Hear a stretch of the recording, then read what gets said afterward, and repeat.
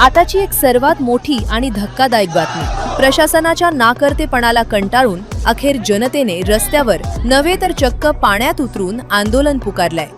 कळवे ते जोहे रस्त्यावर ॲक्सिस बँकेसमोर मोठ्या प्रमाणात साचणारं पाणी आणि रस्त्याची झालेली दुरवस्था यामुळे नागरिकांना गेल्या अनेक वर्षांपासून नरक यातना सहन कराव्या लागत आहे। वारंवार पत्रव्यवहार करूनही सार्वजनिक बांधकाम उपविभाग पेण प्रशासनाकडून कोणतीही ठोस कारवाई न झाल्याने अखेर संतप्त ग्रामस्थांनी रास्ता रोको आंदोलन केलंय।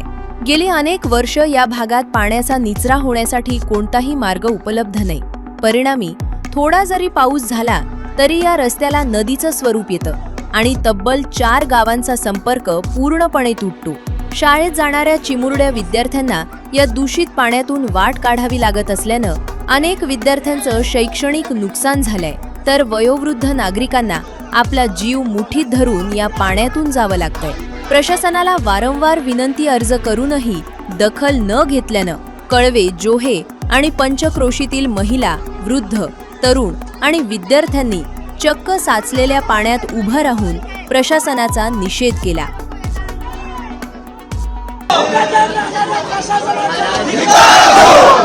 कळवे ते जोहे या गावचा रस्ता आहे। या आरसीसी बँकेजवळ खूप खड्डे आणि पाणी साचतोय।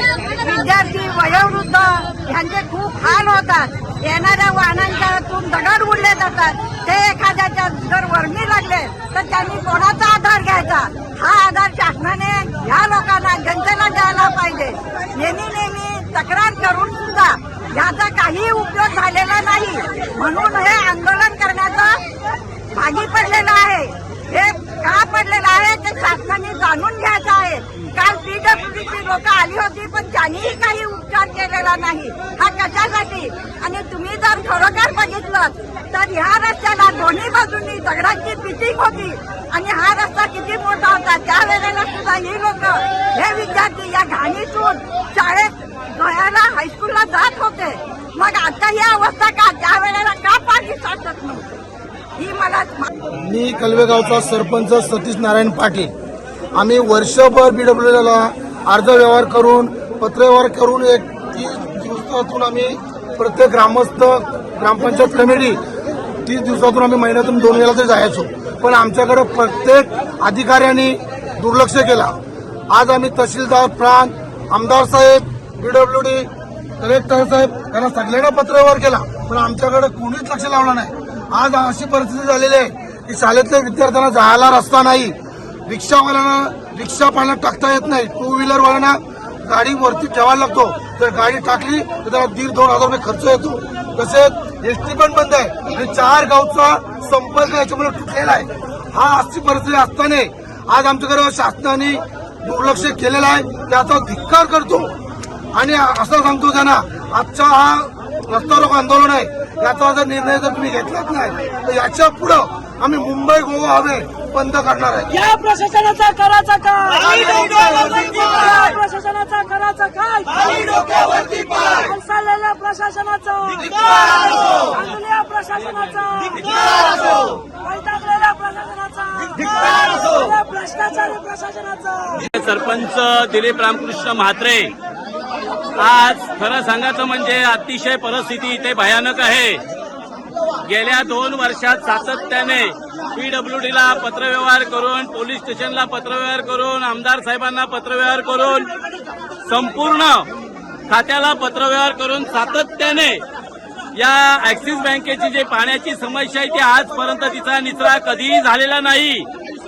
माझी शासनाला आणि पेण तालुक्याच्या सन्माननीय तहसीलदार साहेबांना, प्रांत साहेबांना आणि कलेक्टर साहेबांना एकच विनंती आहे की इथला स्थानिक प्रशासन हाताशी धरून जो पाण्याचा मार्ग ज्यांनी कुणी अडवलेला आहे, तुमच्या फायद्यांसाठी आमचा गणपती कारखानदारीला कधीही विरोध नाही। गेल्या सातत्याने 4 वर्ष मी एसटीच्या प्रवासासाठी भांडत आहे, परंतु गणपती कारखानदारीमध्ये एक येणारी एसटी 2-2, 3-3, 4-4 तास लेट होतो। वारंवार एसटीवाल्यांची तक्रारी होतात, सतत प्रशासनाशी भांडायला लागतोय। फक्त तुम्ही तुमचा फायदा बघता। माझा कुठल्याही कारखानदारीला विरोध नाही, फायद्याला तुमचा विरोध नाही, परंतु आपला ज्यावेळी स्वतःचा फायदा बघत असताना पुढे राहणारी 4 गावं यांचाही सुद्धा तुम्ही गणपती कारखानदारी विचार करायला पाहिजे. पूर्वीपासून जाणारा जोहेगाव पासून पाणी इथपर्यंत यायचा, तो पाणी प्रत्येक गल्लीतनं पास व्हायचा त्या मोऱ्यातनं.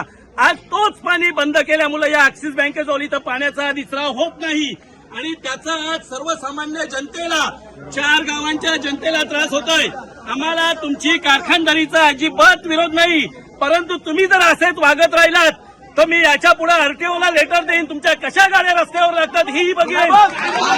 दुसरी गोष्ट, वेळ आली तर दादरवाडीला तयार करी, उरलेली सोनसरली तयार करू आणि मुंबई गोवा हव्यावर, एक मिनिट, मुंबई गोवा हवे हमरावर फाटात बंद करू.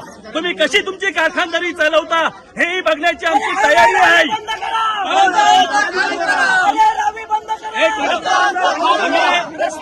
एक मिनिट, आज आम्ही प्रेमाने तुम्हाला सांगतो दादा, ज्या पाण्याच्या रहदारीचे मार्ग आहेत ते तुम्ही मोकळे करा, आमची तुम्हाला काही हरकत नाही. जे जे पाण्याचे मार्ग आहेत ते मोकळे करा, आमच्या तुमच्या कारखानदारीला विरोध कधीही नाही. तुम्ही किती पैसे कमवा, किती वेळ ठेवा, कारण या कारखानदारीमुळे या भागात रोजगार मिळत असतात, ही गोष्ट आम्हाला मान्य आहे.